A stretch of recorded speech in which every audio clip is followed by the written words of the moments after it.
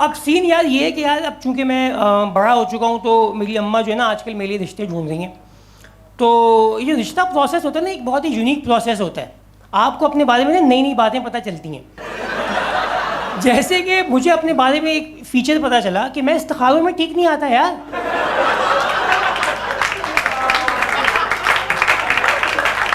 आप मुझे ख्वाब में देखोगे मैं बहुत आउट आऊँगा,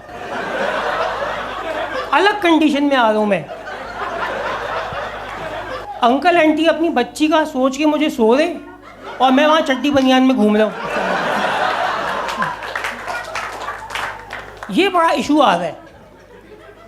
अच्छा, मेरी अम्मा को लगता है कि मैं छुप के ऐसा पापी गुनाह कर रहा हूँ जिसका ना ये भयंकर इफेक्ट जा रहा है। अच्छा, इस चक्कर में ना एक जलील करने वाला प्रोसेस शुरू हो चुका है। अम्मा हर कुछ दिन बाद रिश्ता देखने के लिए जाती हैं और आगे कहती हैं, तुम्हें याद है वो रफ़ीक अंकल की बेटी जिसके छोटे छोटे बाल थे? मैं कहा हाँ हाँ, जो बहुत प्यारी थी। मैंने कहा हक सच बात है ये।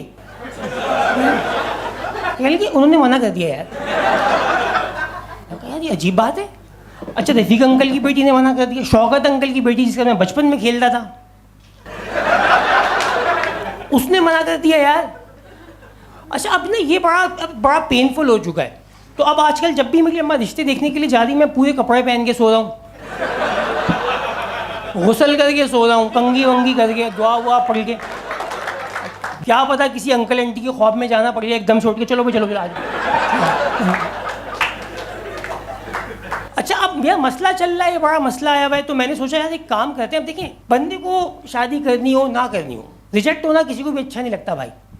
तो मैंने कहा एक काम कर लेते हैं, जहाँ से इशू आ रहा है उसको चेक कर लेते हैं।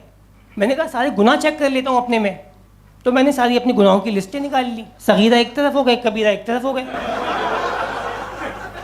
अच्छा, कुछ पर्सनल गुनाह जो मैं डिस्कस नहीं करूँगा। मुझे पता है आप भी कर रहे हो, मैं भी कर रहा हूँ, तो जाने देते। अच्छा, फिर होते कुछ बचपन के गुनाह, जैसे कि नौकरी लगने से पहले तक मेरी जो इंटरनल इकॉनमी थी वो धनिया पुदीने के पैसों में गबन करके चलती थी। 30 रुपये का पाव आ रहा है, 50 रुपये का डिक्लेयर हुआ हुआ है, एक सिगरेट आने की, एक सिगरेट जाने की। तो ये सब चीज़ें मैनेज करके चल रहा था भाई मैं। फिर मुझे ख्याल आया कि यार अगर गुनाह देख के शादियाँ हो रही होती तो पाकिस्तान के आधे पॉलिटिशियंस तो कमाने बैठे हुए होते।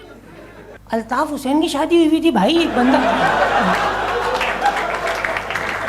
उस बंदे के साथ औरत सोई है बेड पे यार।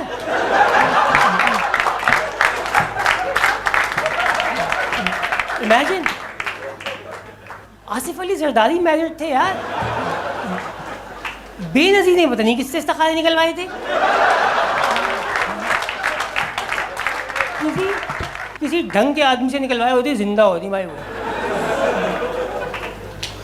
अच्छा, फिर ये एक और भी चल रहा है। मुझे किसी ने कहा कि अली भाई आप ये ना ये इस्तिखारे वगैरह देखते रहोगे, अपना बीपी हाई करते रहोगे, इस्तिखारे को इस्तिखारा काटता है, आप भी कारी साहब के पास जाके इस्तिखारा निकलवा लो। मैंने कहा यार ये है ना बात, इनको आपस में लड़वा दो। हाँ, मैं फ़ौरन कारी साहब के पास पहुंचा। मैंने कहा भाईजान चेक करें। वो खुश हो गए, कहने शुरू करें शुरू करें।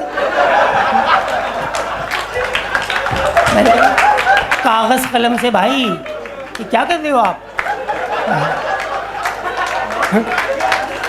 तो बहरहाल उन्होंने अपना वो जो भी हिसाब किताब लगाया और कहा भाईजान आप बहुत सही आ रहे हो, आप जाओ और करो। हाँ, मैंने कहा भाईजान आपने कॉम्बिनेशन क्या रखा था यार, ये बता दें पहले आप। कहने कि हर एक में डाल के देखा है, आप बहुत सही आ रहे हो। मैं अम्मी के पास पहुंचा अपनी। अच्छा, मैंने कहा अम्मी आप ये इस्तिखारे आ चुके हैं, बैटल ऑफ इस्तिखारे का ऐलान कीजिए। हाँ, क्योंकि लड़की के अब्बा ने कहा था यार देखो आप हमें तो अच्छे लगे बट आप अल्लाह पाक को हमारे लिए अच्छे नहीं लगे। ये बात फंसी हुई थी मेरे दिमाग में।